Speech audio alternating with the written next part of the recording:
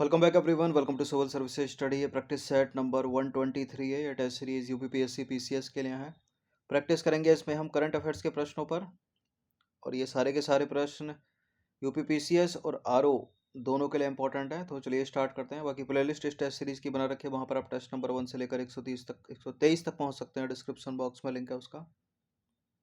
तो question number 1 है यहाँ पर। फरवरी 2024 में 11वां वर्ल्ड गवर्नमेंट शिखर सम्मेलन 2024 कहाँ आयोजित हुआ? नई दिल्ली, सिंगापुर, दुबई या रियाद? वर्ल्ड गवर्नमेंट समिट 2024 कहाँ पर हुआ है? ये हुआ है दुबई में। ठीक है, सी है इसका आंसर। तो वर्ल्ड गवर्नमेंट समिट हिंदी में विश्व सरकार शिखर सम्मेलन का 11वां संस्करण 12 से 14 फरवरी 2024 तक दुबई यानी संयुक्त अरब अमीरात में आयोजित हुआ। और विश्व सरकार शिखर सम्मेलन यानी इसकी जो थीम थी वो क्या थी? भविष्य की सरकारों को आकार देना। ठीक है, भारत के प्रधानमंत्री नरेंद्र मोदी ने भी इसमें भाग लिया। और इस सम्मेलन में भारत को, तुर्की को और कतर को अतिथि देश के रूप में शामिल किया गया। कहाँ हुआ ये? संयुक्त अरब अमीरात, दुबई। क्वेश्चन नंबर 2 पर आ जाइए। निम्नलिखित कथनों पर विचार करेंगे। दो कथन है यहाँ पर, कौन सा इसमें सही होगा? 3 फरवरी 2024 को देश के पूर्व उप प्रधानमंत्री और वरिष्ठ भाजपा नेता लाल कृष्ण आडवाणी को भारत रत्न पुरस्कार प्रदान किए जाने की घोषणा की गई। और भारत रत्न पुरस्कार की शुरुआत वर्ष 1954 में हुई थी। दो कथन है यहाँ पर। देखिए, बिल्कुल ये करेक्ट है, दोनों के दोनों स्टेटमेंट। 1954 में ही भारत रत्न पुरस्कार की शुरुआत हुई थी और भारत का सर्वोच्च नागरिक सम्मान है। सी है इसका आंसर। इंपॉर्टेंट यहाँ पर हो जाता है 5 लोग जिनको वर्ष 2024 में भारत रत्न पुरस्कार प्रदान किए जाने की घोषणा की गई। ठीक है, कौन है वो 5 प्रतिष्ठित हस्तियां? कर्पूरी ठाकुर, लाल कृष्ण आडवाणी जी, पीवी नरसिम्हा राव, चरण सिंह, एम एस स्वामीनाथन। और इन 5 में से 4 लोग मरणोपरांत हैं। ठीक है, लाल कृष्ण आडवाणी जी को छोड़कर। क्वेश्चन नंबर 3 पर आ जाइए। भारत का पहला डिजिटल राष्ट्रीय पुरालेख संग्रहालय निम्नलिखित में से किस शहर में बनाया जा रहा है? हर वो चीज़ इंपॉर्टेंट एग्जाम के लिए जो भारत में पहली बार बन रही है या पहली बार हुई है, कोई योजना भी हो सकती है वो। तो ये बन रहा है आंध्र प्रदेश में, आंध्र प्रदेश के हैदराबाद में। ठीक है, सी है इसका आंसर। तेलंगाना के हैदराबाद में। देखिए, केंद्रीय संस्कृति मंत्री जी किशन रेड्डी ने 5 फरवरी 2024 को हैदराबाद के सालार जंग संग्रहालय में भारत के डिजिटल राष्ट्रीय शिलालेख संग्रहालय के निर्माण की आधारशिला रखी। और इस संग्रहालय को पुनर्जीवित करने का काम भारतीय पुरातत्व सर्वेक्षण यानी आर्कोलॉजिकल सर्वे ऑफ इंडिया द्वारा किया गया है। और यह विभिन्न समय और भाषाओं से संबंधित लगभग 1 लाख प्राचीन लेखों को संरक्षित करेगा। तो हैदराबाद का नाम याद रखिएगा। क्वेश्चन नंबर 4 पर आ जाइए। अंतर्राष्ट्रीय वन दिवस यानी इंटरनेशनल फॉरेस्ट डे 2024 की थीम क्या है? स्थानीय वन्य प्रजातियों का संरक्षण, वन और नवाचार, बेहतर दुनिया के लिए नए समाधान, वन और रोजगार, प्राकृतिक वर्ण और उनका संरक्षण। इंटरनेशनल डे ऑफ फॉरेस्ट या इंटरनेशनल फॉरेस्ट डे की जो थीम है 24 की, वो है वन और नवाचार, बेहतर दुनिया के लिए नए समाधान। तो सी है इसका आंसर। देखिए, यह दिवस जो है प्रतिवर्ष मनाया कब जाता है वो भी इम्पोर्टेंट है। 21 मार्च को मनाया जाता है। 21 मार्च 2024 को हाल ही में मनाया गया। और वर्ष 2012 में संयुक्त राष्ट्र महासभा ने इस दिवस को मनाए जाने की घोषणा की थी। हर साल जो इस दिवस का उद्देश्य रहता है वो एक ही रहता है। वो क्या है? वन संरक्षण के प्रति जागरूकता बढ़ाना। थीम हर साल बदल जाती हैं। और वर्ष 2024 की जो थीम है वो क्या है? वन और नवाचार, बेहतर दुनिया के लिए नए समाधान, यानी forest and innovation, new solution for a better world. ये 24 लिखा है। क्वेश्चन नंबर 5 पर आ जाइए। 5 मार्च 2024 को जारी वर्ल्ड एयर क्वालिटी रिपोर्ट 2023 से संबंधित निम्नलिखित कथनों पर विचार करेंगे। इसके अनुसार बांग्लादेश जो है विश्व का सबसे प्रदूषित देश है। और बिहार का जो बेगूसराय है वो विश्व का सबसे अधिक प्रदूषित महानगरीय क्षेत्र था या है? देखिए, वर्ष 2024 में जारी की गई ये एयर क्वालिटी रिपोर्ट 2023 की, तो इसके अनुसार वर्ष 2023 में जो सबसे प्रदूषित है विश्व का देश, वो है बांग्लादेश। तो करेक्ट है पहला स्टेटमेंट। और जो भारत में बिहार का बेगूसराय है, वो विश्व का सबसे अधिक प्रदूषित महानगरीय क्षेत्र रहा। तो दूसरा वाला भी करेक्ट है दोनों के दोनों स्टेटमेंट, सी है इसका आंसर। ठीक है। अब इसको निकालता कौन है वो भी इंपॉर्टेंट है, तो इसको निकालती है IQ एयर। IQ एयर क्या है? एक स्वेज संगठन है। ठीक है। विश्व वायु गुणवत्ता रिपोर्ट 2023 उसने जारी की है 24 में। भारत को दुनिया के तीसरे सबसे प्रदूषित देश के रूप में पहचाना गया। और पहला कौन सा? पहला है बांग्लादेश। ठीक है। और दूसरा कौन सा है?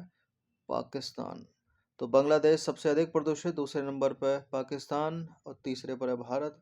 और भारत में बिहार का जो बेगूसराय है वो दुनिया के सबसे प्रदूषित महानगरीय क्षेत्र के रूप में चिन्हित किया गया, जहां औसत PM 2.5 सांद्रता 118.9 माइक्रोग्राम प्रति घन मीटर है। अब PM यानी पर्टिकुलर मैटर की बात हो रही है, तो क्या है ये? एक प्रश्न ये है इससे रिलेट करता हुआ। पर्टिकुलर मैटर या PM क्या है? एक झील है, एक नदी है, हवा में निलंबित बेहद छोटे कण और तरल बूंदों का एक जटिल मिश्रण, या आकाश में अंतरिक्षीय पिंडों का मलबा। पर्टिकुलर मैटर होते हैं हवा में निलंबित बेहद छोटे कण और तरल बूंदों का एक जटिल मिश्रण, भी है इसका आंसर। पर्टिकुलर मैटर या PM। देखिए, हवा में निलंबित बेहद छोटे कण और तरल बूंदों के एक जटिल मिश्रण को संदर्भित करता है। ये कण जो है कई आकार में आते हैं और सैकड़ों विभिन्न यौगिकों से बने हो सकते हैं। PM10 और PM2.5। PM10 मोटे कण, PM2.5 सूक्ष्म कण। PM10 10 माइक्रोमीटर या उससे कम व्यास वाले कण हैं, और PM2.5 2.5 माइक्रोमीटर या उससे कम व्यास वाले कण हैं।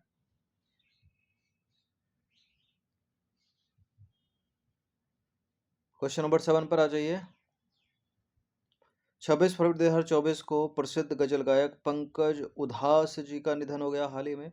उन्हें किस वर्ष पद्मश्री से सम्मानित किया गया था?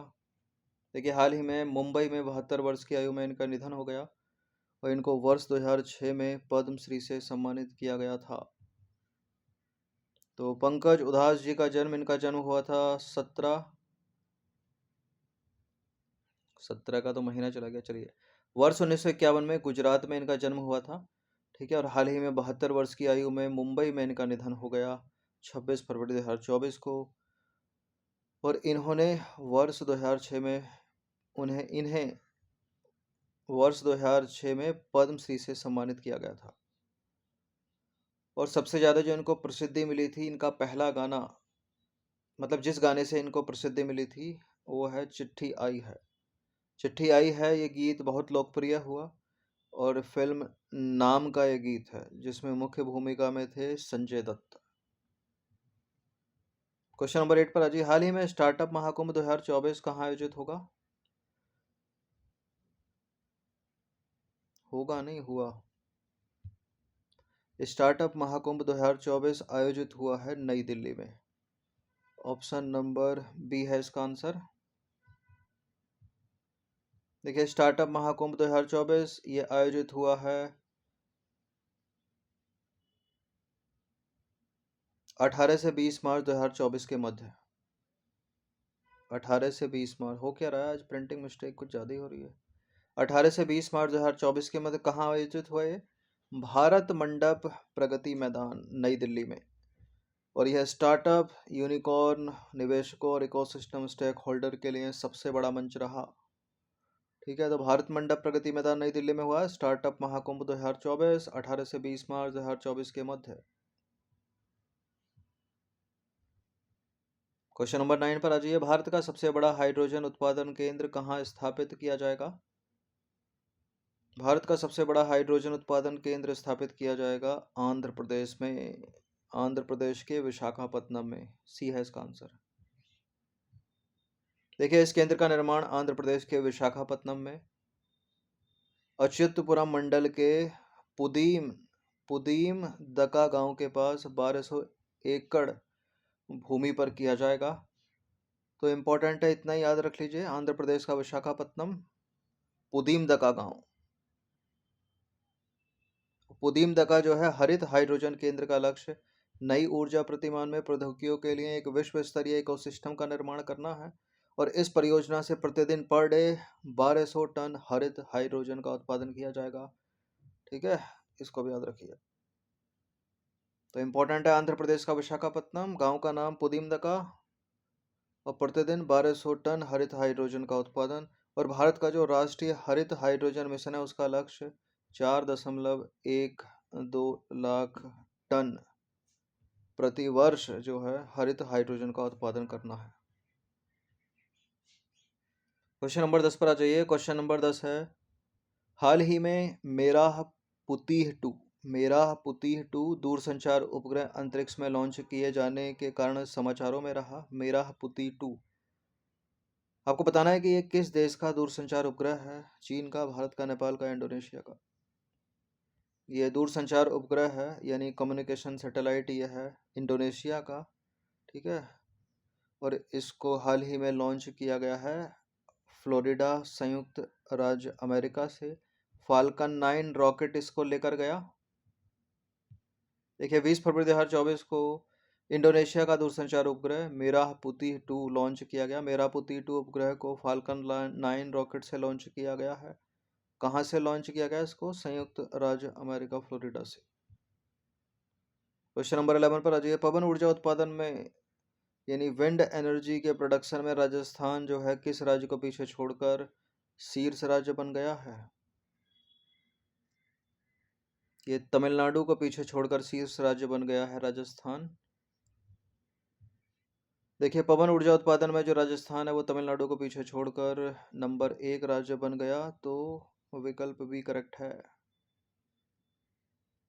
क्वेश्चन नंबर 12 पर आ जाइए। पंचामृत लक्ष्यों के अनुसार भारत का लक्ष्य किस वर्ष तक शुद्ध शून्य उत्सर्जन प्राप्त करना है? कब तक करना है ये? वर्ष 2070 तक। और ये जो 5 लक्ष्य हैं बड़े इंपॉर्टेंट हैं, इनको याद रखिएगा। देखिए UNFCCC यानी COP26 में भारत के प्रधानमंत्री ने 5 पंचामृत लक्ष्यों का अनावरण किया, जिनमें शामिल हैं वर्ष 2030 तक 500 गीगावाट गैर जीवाश्म ऊर्जा क्षमता हासिल करना। वर्ष 2030 तक भारत की 50% ऊर्जा जो है 50% ऊर्जा आवश्यकता जो है वो नवीकरणीय ऊर्जा स्रोतों से पूरा करना, यानी रिन्यूएबल एनर्जी, यानी ऊर्जा के गैर पारंपरिक स्रोतों से। वर्ष 2030 तक अर्थव्यवस्था में कार्बन तीव्रता को वर्ष 2005 के स्तर से 45% कम करना। और चौथा है वर्ष 2030 तक कुल अनुमानित कार्बन उत्सर्जन को 1 बिलियन टन तक कम करना। और पांचवा है जो कि आंसर है अपना, वर्ष 2070 तक शुद्ध शून्य उत्सर्जन का लक्ष्य प्राप्त करना। तो विकल्प बी करेक्ट है। क्वेश्चन नंबर 13 पर आ जाइए। महात्मा गांधी राष्ट्रीय ग्रामीण रोजगार गारंटी योजना यानी मनरेगा के तहत अकुशल श्रमिकों के लिए किस राज्य में मजदूरी दर सबसे अधिक है वर्तमान में? मनरेगा के तहत मजदूरी दर सबसे अधिक है वर्तमान में हरियाणा देता है सबसे ज़्यादा। हरियाणा सरकार कितने रुपए देती है एक दिन के? 374 रुपये। देखिए इस योजना के तहत अकुशल श्रमिकों के लिए हरियाणा में सबसे अधिक मजदूरी दर है 374 रुपये प्रतिदिन, और जो सबसे कम है वो है अरुणाचल प्रदेश और नागालैंड में मात्र 234 रुपये प्रतिदिन। बाकी इससे जुड़ी हुई चीज़ें इंपॉर्टेंट तो परीक्षा में पूछते ही रहते हैं। महात्मा गांधी राष्ट्रीय ग्रामीण रोजगार गारंटी योजना विश्व के सबसे बड़े कार्य गारंटी कार्यक्रमों में से एक है। इसे 2 फरवरी 2006 को लॉन्च किया गया था और महात्मा गांधी राष्ट्रीय ग्रामीण रोजगार गारंटी अधिनियम 23 अगस्त 2005 को पारित किया गया। प्राथमिक उद्देश्य है इसका किसी भी ग्रामीण परिवार के सार्वजनिक कार्य से संबंधित अकुशल शारीरिक कार्य करने के इच्छुक वयस्क सदस्यों को प्रत्येक वित्त वर्ष में 100 दिनों के रोजगार की गारंटी देना। क्वेश्चन नंबर 14 पर आ जाइए। अर्थ आवर पृथ्वी के प्रति हमारी प्रतिबद्धता के प्रतीक के रूप में निम्नलिखित में से कब आयोजित किया जाता है? 25 अप्रैल को, अप्रैल महीने के आखिरी शनिवार को, मार्च महीने के आखिरी शनिवार को, उपरोक्त में से कोई नहीं। अर्थ आवर जो है वो आयोजित किया जाता है मार्च महीने के आखिरी शनिवार को, तो ए है इसका आंसर। देखिए अर्थ आवर एक विश्वव्यापी आंदोलन है जो व्यक्तियों, समुदायों और व्यवसायों को 1 घंटे के लिए, कितने, 1 घंटे के लिए गैर आवश्यक विद्युत जो है उस विद्युत को या लाइट को बंद करने के लिए प्रोत्साहित करता है। और यह पृथ्वी ग्रह के प्रति हमारी प्रतिबद्धता के प्रतीक के रूप में मार्च महीने के आखिरी शनिवार को आयोजित किया जाता है। अर्थ आवर जो है world life fund for nature की वार्षिक पहल है, जिसकी शुरुआत हुई थी वर्ष 2007 में, और थीम है इन्वेस्ट अवर प्लेनेट, हमारे ग्रह में निवेश करें। क्वेश्चन नंबर 14 के बाद क्वेश्चन नंबर 15 और अंतिम प्रश्न है। 15 प्रश्न ऐड किए गए थे। निम्नलिखित में से कौन सा देश यूरेनियम का प्रमुख उत्पादक है? देखिए, कई वर्षों से है ये कजाकिस्तान यूरेनियम उत्पादन में प्रथम स्थान पर बना हुआ है। सी है इसका आंसर। तो यूरेनियम का सबसे बड़ा उत्पादक देश है कजाकिस्तान प्रोडक्शन में, ठीक है। विश्व की आपूर्ति का 45% तो यही उत्पादन करता है। इसके बाद है कनाडा और तीसरे पर है ऑस्ट्रेलिया। तो ये करंट अफेयर्स के इंपॉर्टेंट 15 प्रश्न थे जो इंपॉर्टेंट है यूपीपीसीएस के लिए भी, यूपीपीएससी आरओ के लिए भी। इनके प्रैक्टिस एक से 2 बार कर लीजिएगा। इन सभी टेस्ट की फुल टेस्ट सीरीज प्राप्त कर सकते हैं। ये नंबर इस पर कॉल या व्हाट्सअप करके हर दिन प्रैक्टिस करते रहिए। धन्यवाद।